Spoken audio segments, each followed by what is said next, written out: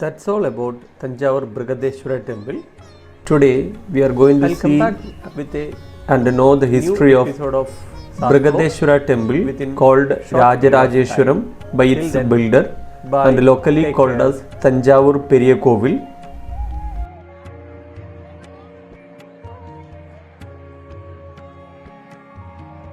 தஞ்சையினுடைய வரலாறு 6வது நூற்றாண்டிலிருந்து நமக்கு கிடைச்சிருக்கு. 6வது நூற்றாண்டு தஞ்சை ஆட்சி புரிஞ்சது பல்லவர்கள், 7வது நூற்றாண்டு முதுராயர்கள், 8வது நூற்றாண்டு சோழர்கள், 16 நாயக்கர்கள் தெலுங்குக்காரவங்க, இவங்களை விஜயநகரான்னு கூட சொல்லுவோம், 18 மராத்தியர்கள் பிரிட்டிஷ்காரன், இவர்களால் ஆளப்பட்டதுதான் தஞ்சை மாநகரம். இதுதான் தஞ்சையினுடைய வரலாறு. 1003 1009 கிட்டத்தட்ட 6 வருஷத்துல இந்த கோயிலை கட்டி முடிக்கிறான். சிவனுக்காக அர்ப்பணிக்கப்பட்ட ஒரு கோவில், திராவிட கட்டடக்கலைக்கு எடுத்துக்காட்டு. ரைட்டா? சுருக்கமா சொல்றதுன்னா 11வது நூற்றாண்டு சோழ மன்னனால் கட்டப்பட்டு சிவனுக்கு அர்ப்பணிக்கப்பட்ட ஒரு அற்புதமான படைப்பு. கோயிலுக்கு வந்தா இது கோபுரம் கிடையாது, கோபுரம்னா கலசம் இருக்கும். இதுக்கு பேரு மராட்டா கேட்னு பேரு. அப்போ வந்தாருக்கு பாருங்க எழுத்தாப்புல, அதுக்கு பேரு அகழின்னு பேரு.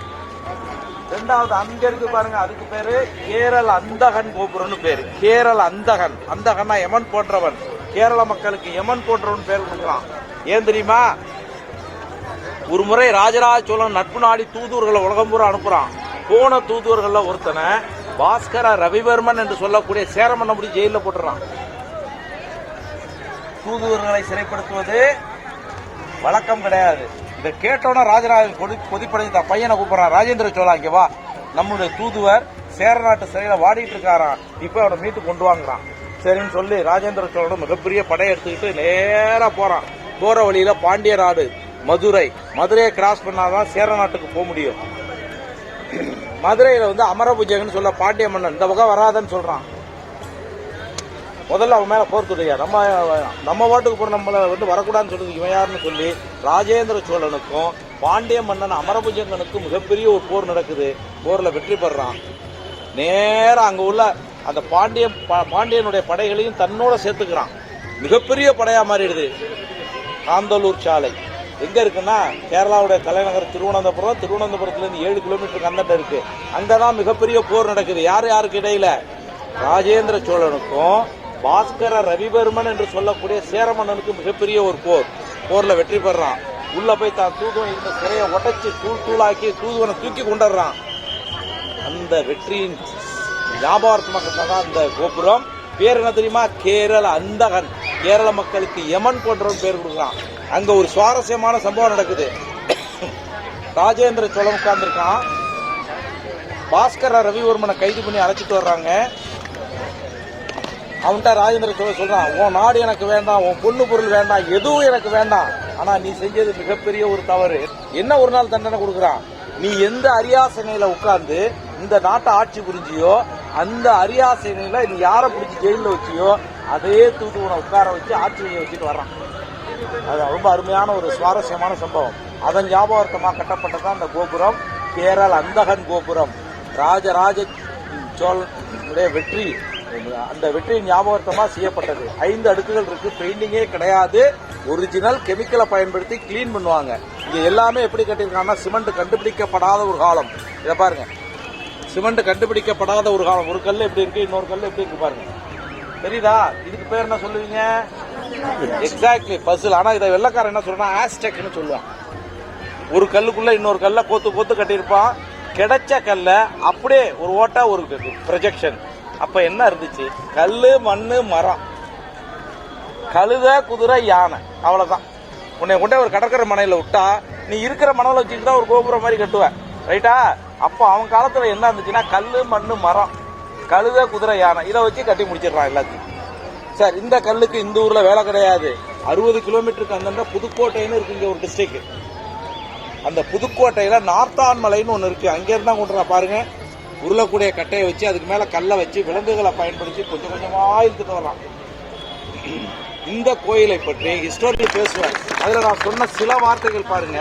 இந்த கோயில் கட்டுவதற்கு 1000 யானைகளையும் 5000 குதிரைகளையும் 1,30,000 டன்ஸ் ஆஃப் கருங்கற்களையும் 1,00,000க்கும் குறையாத சிறை கைதிகள் தனியா பிறக்க மாட்டான்.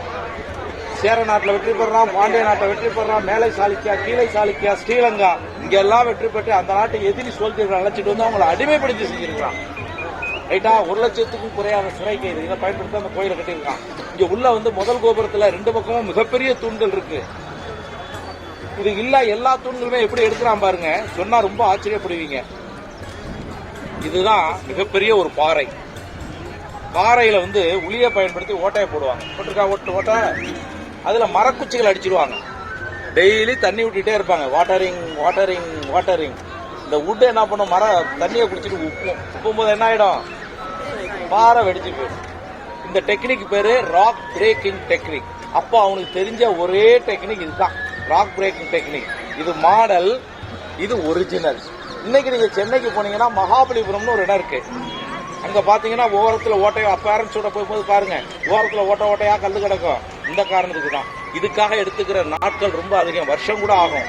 ஆனா இந்த ஒரே டெக்னிக் தான் அப்பதான் இருந்துச்சு. சரிங்களா? 2வது கோபுரம், இதுக்கு பேரு ராஜராஜன் கோபுரம்னு பேர். இப்படி வாங்கம்மா, இங்க வாங்க, பரவாயில்ல, இப்படி வாங்க. 2வது கோபுரம், இதுக்கு பேரு ராஜராஜன் கோபுரம். கீழே வரைக்கும் கருங்கல், அதுக்கு மேல சுதை, இங்கிலீஷ்ல ஸ்டொக்கோன்னு சொல்லுவோம். சுதைங்கிறது சுண்ணாம்பு. பிள்ளைங்க மறைக்காதீங்க. சுதைன்றது சுண்ணாம்பு, மணல், கடுக்காய், வெல்லம், கருப்பஞ்சாறு, முட்டையினுடைய கரு இதெல்லாம் போட்டு ஒரு பேஸ்ட் மாதிரி மாத்தி செஞ்சிருக்கிறாங்க. சரி, நீங்க 5வது படிச்சுட்டு தான் எல்லாம் வந்திருக்கீங்க. 5வது தமிழ் பாட புத்தகத்துல இந்த சிற்பம் வச்சிருக்கிறான். என்ன செய்தி இதுல கிடைக்குது பாருங்க. இது சோழர் கால சிற்பம். இதுக்கு பேரு வாயிற்காப்போன், கோயிற்காப்போன், துவாரபாலகர்கள். ஒண்ணு ஒரே கல்லு, கருங்கல்லு, 18 அடி உயரம். ஏன் ஒவ்வொரு கேட்லயும் துவாரபாலம் இருக்காங்கன்னா, நம்ம இந்துக்களை பொறுத்த வரைக்கும் அவங்கள்ட்ட அனுமதி வாங்கிட்டு தான் உள்ள போகணும். மிரட்டக்கூடிய பல்லு இருக்கு பாருங்க, அது கெட்டவைகளை உள்ள விடாது. உங்களை மாதிரி நல்ல பிள்ளைங்களை மட்டும்தான் உள்ள விடும். ரைட். இப்போ இதுல கிடைக்கிற செய்தி என்னன்னு பாருங்க. இந்த காலு கீழே பாருங்க, ஒரு யானை இருக்கு, தெரியுதா? குட்டி யானை ஒண்ணு, அதை முழுங்குற பாம்பு. அவர் பின்பக்கம் பாருங்க, ஒரு பாம்பு அதை முழுங்குதா? அதை யார் மிதிச்சிருக்கிறா? துவாரபாலர் மிதிச்சிருக்கிறாரு.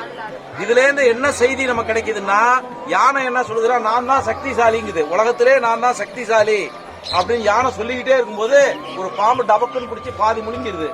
மறுபடியும் யானை என்ன சொல்லுது, நான் சக்திசாலி கிடையாது, பாருங்க யாரோ ஒருத்தவங்க என்னை முழுங்குறாங்குது. இப்ப பாம்பு யானையை முழுங்கிட்டு சொல்லுது, நான் தான் சக்திசாலி, ஏன்னா யானையை முழுங்கிட்டேங்குது.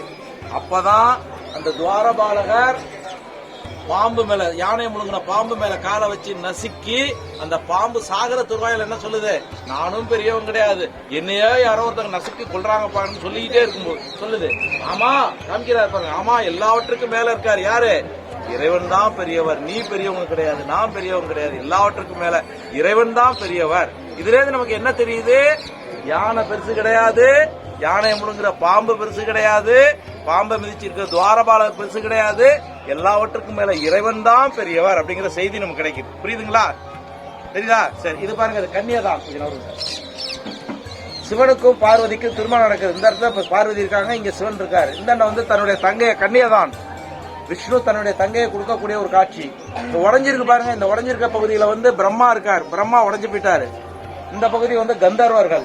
மேல அப்படி மிதக்கிற மாதிரி எங்க பாத்தீங்கன்னா அதெல்லாம் விண்ணுலகத்தோர், கீழே இருக்கிறதெல்லாம் பூதகணங்கள். அது பக்த மார்கனோட கதை. இப்போ இந்த கோயில் எப்படி கட்டினான்னு சொன்னா ரொம்ப ரொம்ப ஆச்சரியப்படுவீங்க.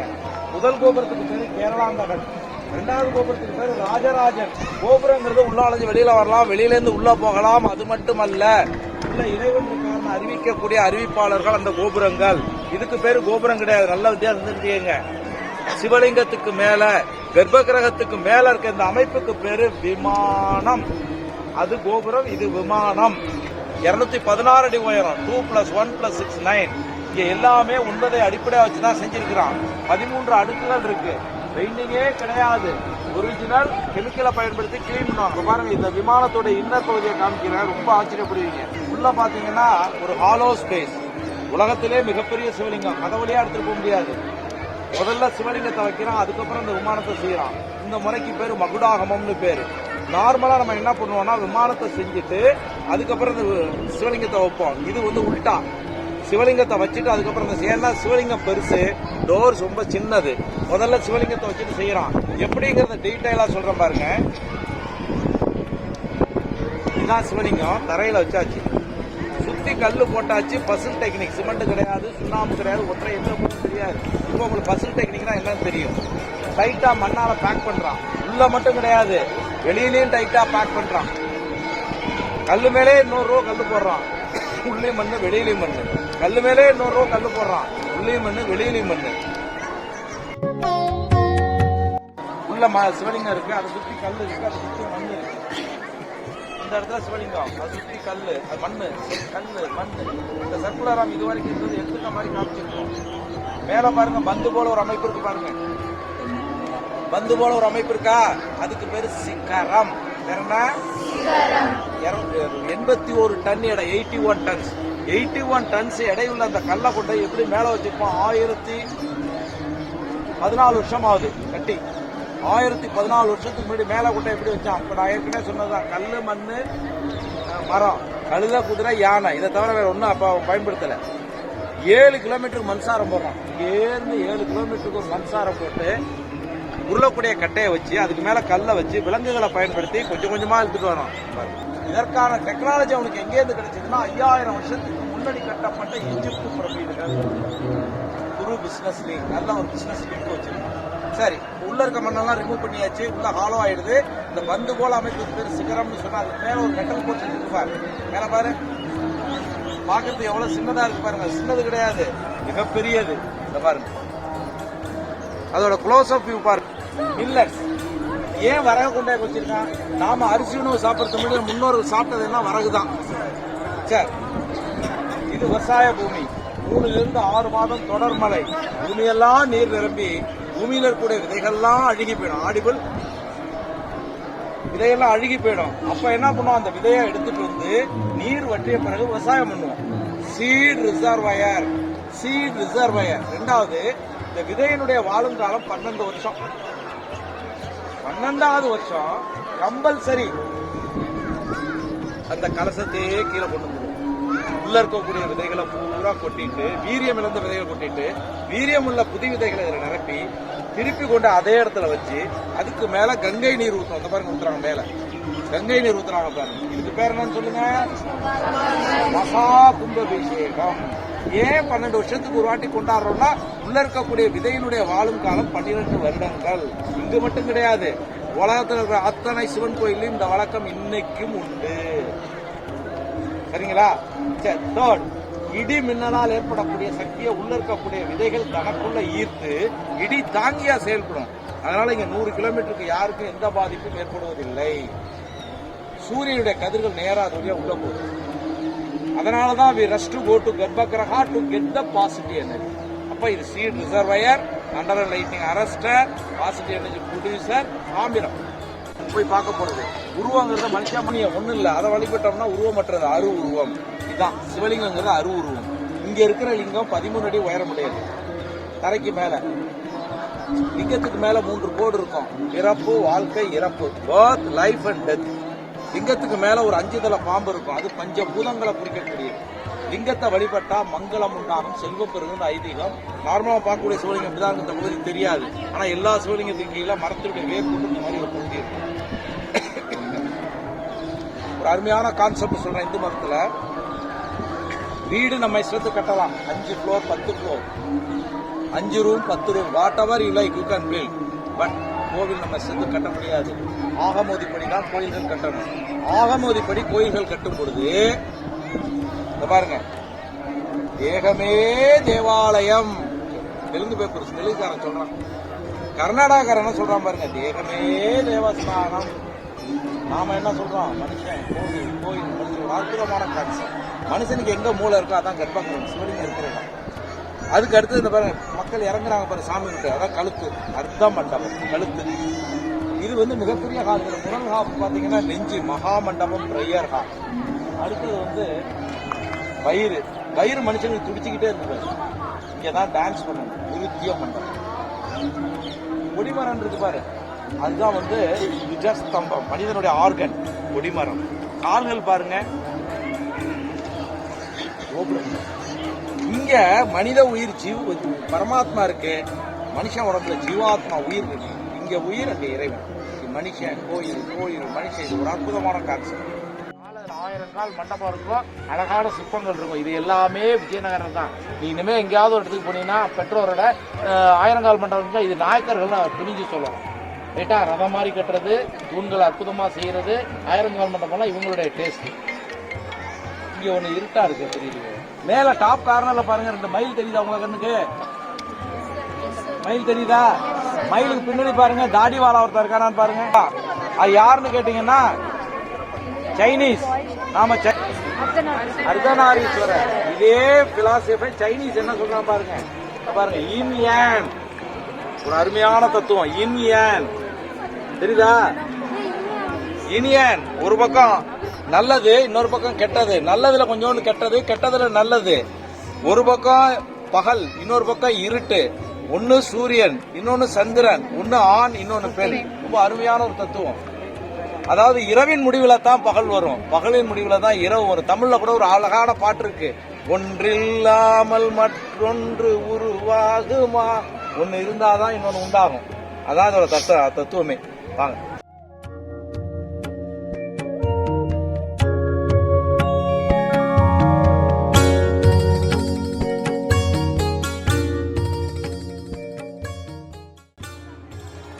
போட்டது கீழே இருக்கிறது பேரு பூதகணம்னு பேர். இப்படி இருக்கு பாருங்க, அதுக்கு பேர் என்ன? பூதகணம். இந்த மாடத்தை பாருங்க, சிவன் கையில கத்தி இருக்கு பாருங்க, தெரியுதா? அதுக்கு மேல் மாடத்துக்கு பாருங்க, சிவன் கையில வில்லம்பு இருக்கு பாருங்க. அதுக்கு நேர் மேல் மாடத்துக்கு பாருங்க, ஆசீர்வாதம். ஆசீர்வாதத்துக்கு ஒரு அடிக்கு மேல பாருங்க தொப்பி போட்ட ஒரு ஆள் இருக்காரா? அவன் வேற யாரும் இல்ல, Venice traveller, Marco Polo, great traveller. இங்க எப்ப வந்தாரு? 14th century வர்றாரு. இது எப்ப கட்டினாங்கன்னா 11th century லேட்டர் எடிஷன். நாம ஐரோப்பாக்காரர்களோட நெருங்கிய பிசினஸ் லிங்க் வச்சிருந்தோம். அவனை ரெஸ்பெக்ட் பண்றதுக்காக. தெரியுதா எல்லாருக்கும்?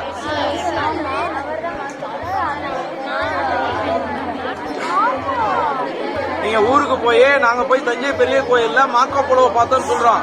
யாராவது ஒருத்தர் சொல்லுங்க, வெனிஸ் நகரம் எப்படி இருக்கும்? வெனிஸ் எங்க இருக்கு? எப்படி இருக்கும்? வெனிஸ் நகரங்கிறது சுத்தி வாட்டர் இருக்கும், ஃப்ளோட்டிங் சிட்டின்னு பேரு. இத்தாலியில இருக்கு. நீ அங்க பிறந்திருந்தீங்கன்னா ஸ்கூலுக்கு எப்படி போகணும்னா போட்ல தான் போய் ஆகணும். இத பாருங்க, எந்த ஒரு சிவன் கோயில் போனீங்கன்னாலும் தென்புறம் பாத்தீங்கன்னா தட்சிணா, அப்படி வாங்க. எந்த ஒரு சிவன் கோயில் போனீங்கன்னாலும் தென்புறம் தட்சிணாமூர்த்தி சின்முத்திரை சொன்ன, வடபுறம் பாத்தீங்கன்னா சண்டிகேஸ்வரர். இவர் யாருன்னா சிவனுடைய கணக்காளர், அக்கௌண்டன்ட். இந்த கோயில வரவு செலவு பூரா எழுதிட்டு இருக்காரு. நாம இப்ப இந்த கோயிலை விட்டு வெளில போக போறோம், நம்ம கையில ஒண்ணு இல்ல. சிவன் சொத்து குலநாசம். என் கையில ஒண்ணு இல்லைன்னு அவர்கிட்ட காமிச்சிடணும். தட்டக்கூடாது, சொடுக்கு போடக்கூடாது. இந்த பாருங்க, தூசி கூட எல்லாரும் தொடச்சிட்டு வந்தோம். தட்டக்கூடாது, தொடச்சிட்டு வந்தோம்.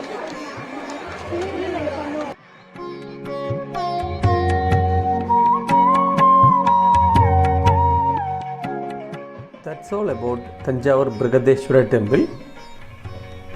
I'll come back with a new episode of SAS Flow within short period of time.